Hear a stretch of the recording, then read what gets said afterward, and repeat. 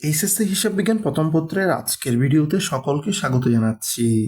আমাদের এই ভিডিওটিতে হিসাব বিজ্ঞান প্রথম পত্রের আত্মিক বিবরণী অধ্যায় হতে চট্টগ্রাম বোর্ড 2022 সালে আসা অঙ্কটি সমাধান করা হয়েছে। আমাদের চ্যানেলে আত্মিক বিবরণী এই অধ্যায়টির এর আগে আরও 6টি ভিডিও আপলোড করা হয়েছে। প্রত্যেকটা ভিডিওতে এক একটি করে বোর্ড কোয়েশ্চন সমাধান করা হয়েছে। যারা আগের ভিডিওগুলো দেখি নাই, আমাদের চ্যানেলে সব কয়টি ভিডিও রয়েছে, সে সাথে আরও অন্যান্য অধ্যায়ের ভিডিওগুলো রয়েছে, তারা আগের ভিডিওগুলো দেখে নিতে পারবো। চট্টগ্রাম বোর্ড 2022 সালে আসা প্রশ্নটি হচ্ছে, রবি ট্রেডার্সের 2021 সালের 31 ডিসেম্বর তারিখের রেওয়া মিল ও অন্যান্য তথ্যাবলী নিম্নরূপ।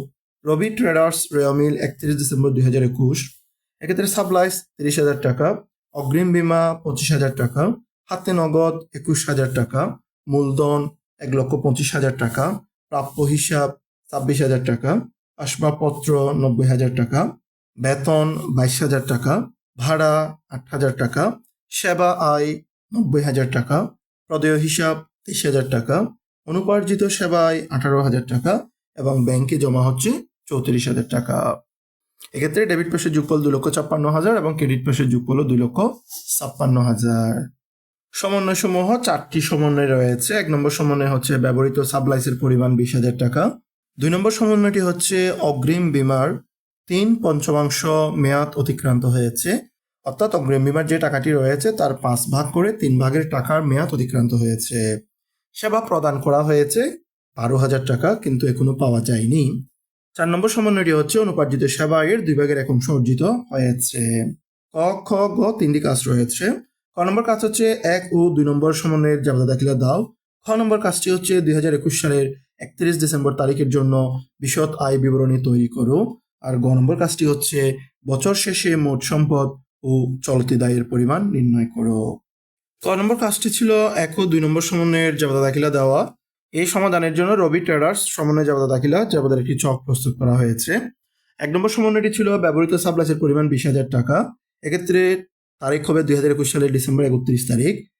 জাবেদা হবে সাপ্লাইস খরচ হিসাব ডেবিট, সাপ্লাইস হিসাব ক্রেডিট, টাকা হবে 20,000 টাকা। ব্যাখ্যা হবে ব্যবহৃত সাপ্লাইস সমন্বয় করা হলো।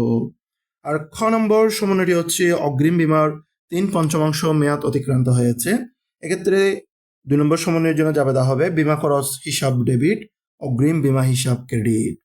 রেওয়া মিলে অগ্রিম বীমার টাকা হচ্ছে 25,000 টাকা, তাহলে তার 5 ভাগ করে 3 ভাগ, অর্থাৎ 25,000কে 5 দিয়ে ভাগ করে 3 দিয়ে গুণ করতে হবে। এক্ষেত্রে টাকা আসবে 15,000 টাকা। এবার হচ্ছে খ নম্বর প্রশ্নের সমাধান, সেটি হচ্ছে 2021 সালের 31 ডিসেম্বর তারিখের জন্য বিশদ আয় বিবরণী তৈরি করা। তাহলে এখানে যে রেওয়া মিলটি রয়েছে, এটি একটি সেবা প্রদানকারী প্রতিষ্ঠানের রেওয়া মিল। তারা এখানে এক ধাপ বিশিষ্ট একটি বিশদ আয় বিবরণী প্রস্তুত করতে হবে। রবি ট্রেডার্স বিশদ আয় বিবরণী 2021 সালের 31 ডিসেম্বর তারিখে সমাপ্ত বছরের জন্য আয়সমূহ। প্রথমে লেখা হয়েছে সেবা আয়, প্রশ্নে উল্লেখিত আছে 90,000 টাকা। এটার সাথে যোগ করা হয়েছে অনুপার্জিত সেবা আয় অর্জিত হয়েছে। তাহলে আমাদের প্রশ্নের সমন্বয়ে 4 নম্বর সমন্বয়ে উল্লেখ ছিল অনুপার্জিত সেবা আয়ের 2 ভাগের 1 অংশ অর্জিত হয়েছে। অনুপার্জিত সেবা আয়ের পরিমাণ হচ্ছে 18,000 টাকা, তাহলে এটার 2 ভাগের 1 অংশ বা অর্ধেক হচ্ছে 9,000 টাকা। তাহলে 90,000 টাকার সাথে 9,000 টাকা যোগ করলে 99,000 টাকা। 3 নম্বর সমন্বয়ে উল্লেখ আছে সেবা প্রদান করা হয়েছে কিন্তু এখনো পাওয়া যায়নি 12,000 টাকা, তাহলে যোগ অলিখিত সেবা আয় 12,000। 99,000 টাকার সাথে 12,000 টাকা যোগ করলে 1,11,000 টাকা আসে। এই 1,11,000 হচ্ছে মোট আয়। তাহলে 1,11,000 টাকা মোট আয়, এটা থেকে ব্যয়সমূহ বাদ দিতে হবে। এরপরে লেখা হলো বাদ ব্যয়সমূহ। প্রথমে লেখা হচ্ছে বেতন 22,000 টাকা, ভাড়া 8,000 টাকা, বীমা খরচ হচ্ছে 25,000 টাকাকে 5 দিয়ে ভাগ করে 3 দিয়ে গুণ, অর্থাৎ 3/5 মেয়াদ অতিক্রান্ত হয়েছে 15,000 টাকা। সাপ্লাইস খরচ হচ্ছে 20,000 টাকা। তাহলে 22,000 টাকা, 8,000 টাকা, 15,000 টাকা এবং 20,000 টাকা যোগ করলে যোগফল আসে 65,000 টাকা। 1,11,000 টাকা মোট আয় থেকে মোট খরচ 65,000 টাকা বাদ গেলে নেট মুনাফা বের হয়ে আসে 46,000 টাকা। এবার গ নম্বর যে কাজটি ছিল 31 ডিসেম্বর তারিখে সমাপ্ত বছরের মোট সম্পদ এবং চলতি দায়ের পরিমাণ নির্ণয় করা, সেই কাজটি সম্পন্ন করা হবে। গ নম্বর প্রশ্নটি সমাধান করার জন্য লেখা হলো রবি ট্রেডার্স আর্থিক অবস্থার বিবরণী। এখানে আংশিক লেখা হয়েছে, তার কারণ হচ্ছে শুধুমাত্র মোট সম্পদ এবং চলতি দায় বের করা হবে, পূর্ণাঙ্গ আর্থিক বিবরণী করা হবে না। তাহলে সম্পদ সমূহ প্রথমে লেখা হয়েছে চলতি সম্পদ। এক্ষেত্রে হাতে নগদ হচ্ছে 21,000 টাকা, ব্যাংক জমা 34,000 টাকা প্রশ্ন উল্লিখিত আছে, প্রাপ্য হিসাব 26,000 টাকা আছে। এটার সাথে অলিখিত সেবা আয় 12,000 টাকা যোগ করতে হবে। 26,000 টাকার সাথে 12,000 টাকা যোগ করলে যোগফল 38,000 টাকা আসে। এরপরে হচ্ছে সাবলাইস হচ্ছে 30,000, তার মধ্যে 1 নম্বর সমন্বয়ে বলা আছে 20,000 টাকা ব্যবহার করা হয়েছে। তাহলে বাদ ব্যবহৃত বলে 20,000 টাকা বাদ যাবে। 30,000 টাকা থেকে 20,000 টাকা বাদ গেলে আর 10,000 টাকা। এরপরে হচ্ছে অগ্রিম বিমা 25,000 টাকা ছিল, যার মধ্যে মেয়াদ উত্তীর্ণ হয়েছে 15,000। 25,000 টাকা থেকে 15,000 টাকা বাদ গেলে 10,000। তাহলে 21,000 টাকা, 34,000 টাকা, 38,000 টাকা, 10,000 টাকা এবং 10,000 টাকা যোগ করা হলে মোট চলতি সম্পদের পরিমাণ আসে 1,13,000। এরপরে লেখা হয়েছে স্থায়ী সম্পদ।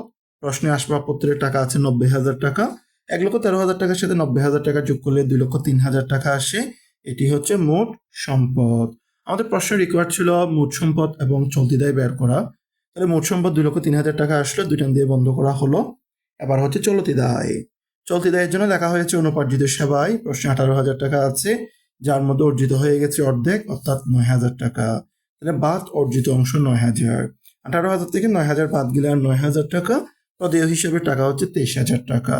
9,000 টাকা আর 23,000 টাকা যোগ করলে মোট 32,000 টাকা হয়। এটি হচ্ছে মোট চলতি দায়। তাহলে প্রশ্নের দুইটি কাজ ছিল। একটি কাজ হচ্ছে মোট সম্পদ বের করা, এটি বের করা হয়েছে। আরেকটি কাজ হচ্ছে চলতি দায় নির্ণয় করা, এটিও নির্ণয় করা হয়েছে। তাহলে ক, খ, গ তিনটি কাজই সমাপ্ত হয়েছে।